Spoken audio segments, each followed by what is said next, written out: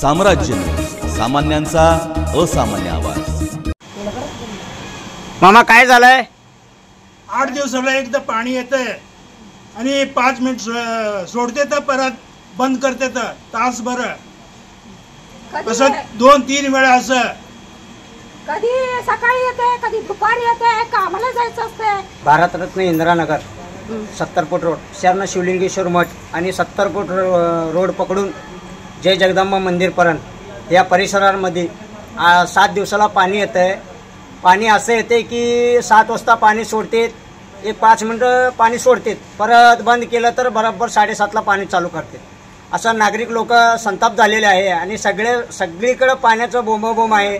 आज सोलापूरमध्ये एवढा मोठा पाऊस आहे आणि उजनी धरणामध्ये 100% पाणी भरलेलं आहे, तरीसुद्धा इथं 7 दिवसाला पाणी देते।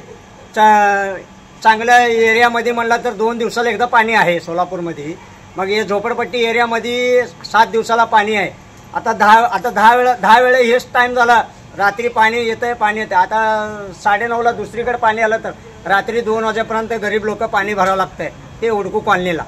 तर हे सगळ्यात महत्त्व म्हणजे ना गरीब वस्तीमध्ये व्यवस्थित 4 दिवसाला एकदा पाणी दिलं तर गरीब लोक जगतात आणि तुमचं आयुष्यभर नाव घेईल हे नागरिक असं म्हणतात। मी आनंद बरोबर हे काम आम्हाला ना 4 दिवसाला एकदा पाणी यायला पाहिजे। आम्हाला त्रास होता, आम्ही कामाला जाणार असतो, आमचं पोट भरत नाही काम केल्याशिवाय आम्ही काय करणार?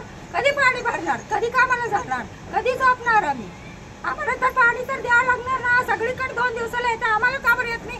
7 दिवसाला एकदा पाणी येतंय, मग त्यावेळेस आम्ही काय करणार? कुठं जाणार पाण्याला सांगा? एवढा पाऊस येत आहे, एवढं सगळं होत आहे,